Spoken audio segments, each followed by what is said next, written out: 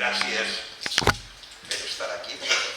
Gràcies a les belleses i dames, a tota la comissió, una molt especial a Amparo per animar-me i confiar.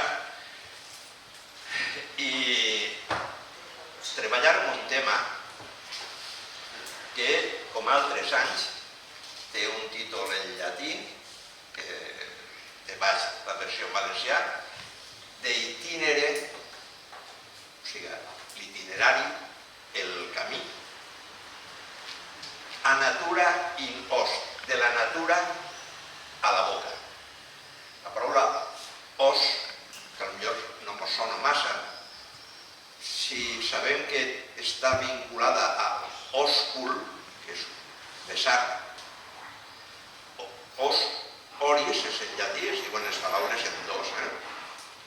Oral, em sona? Oració, orifici, os, oris. Per tant, de la natura a la boca.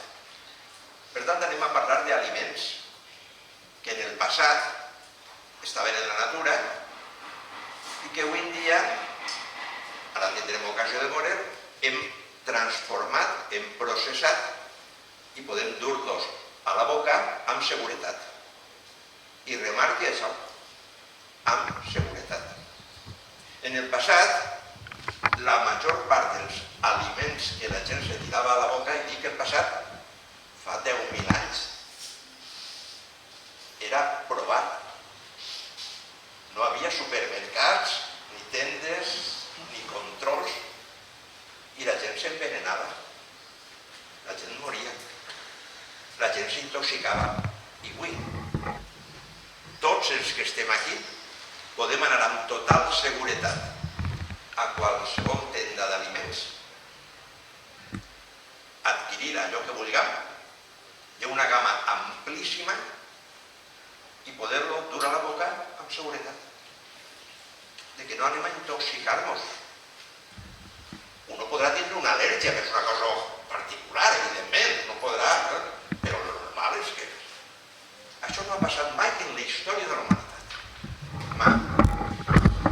Alguns, jo mateix, que hem viscut en 3 segles, com si fórem del segle XIX, en què encara havia penúria, eren del segle XX i ara estem en el segle XXI. Quan jo vaig néixer, fa 70 anys, era l'any que es va acabar el racionament, la cartilla del racionament. I van passar moltíssima gent, milions de persones van passar de la fam, de no poder menjar, de tindre problemes derivats de la falta de proteïnes, de la falta de carbohidrats i les malalties que venien a continuació. Van passar de la fam a la penúria. Ja la gent menjava i li faltaven vitamines, però podia més o menys menjar. I de sobte, a partir dels anys 70, vam entrar en una època d'abundància,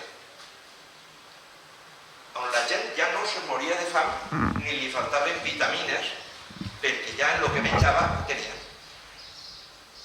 Això, els que no hem conegut la fam autèntica, no ens podrem ni imaginar, podem saber-ho pels llibres, en què la meitat dels xiquets que naixien no arribaven a tindre 5 anys, se morien en el camí, per falta d'aliment.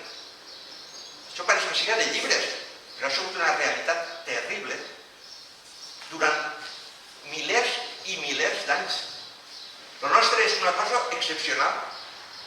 Tots els que estem aquí podem tindre més o menys unes malalties o altres, però estem sans des del punt de vista que no ens falta aliment. I això ho devem perquè això té mèrits que hem d'agrair als agricultors, a la gent que ha treballat, investigat, seleccionat, que s'ha deixat el llom cavant la terra o transformant aliments o mirant al cel per a veure si plovia o no.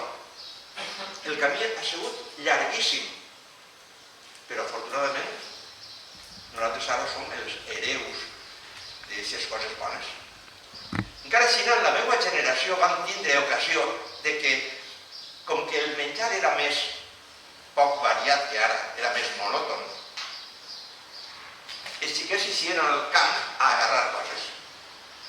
Per posar-vos un exemple a aquells que no sou tan majors com jo. En la meva època, les tomàquets només que estaven en estiu a partir d'ara. Vosaltres, o qualsevol de vosaltres, se'n va en gener, en febrer, en març, al mercat i veu tomàquets, i veu plàtans. En la meva època no hi havia plàtans. Us podeu imaginar això? No hi havia plàtans. De tomàquets, 2 mesos. Per tant, nosaltres encara vam estar en el trànsit en el que anàvem al camp a agarrar coses per a canviar el sabor. Anem a veure algunes d'elles. Algunes potser les coneixeu i altres vos descobrireu un secret, que és que estan ahí i algunes, poques, són comestibles i són agradables. Anem a veure algunes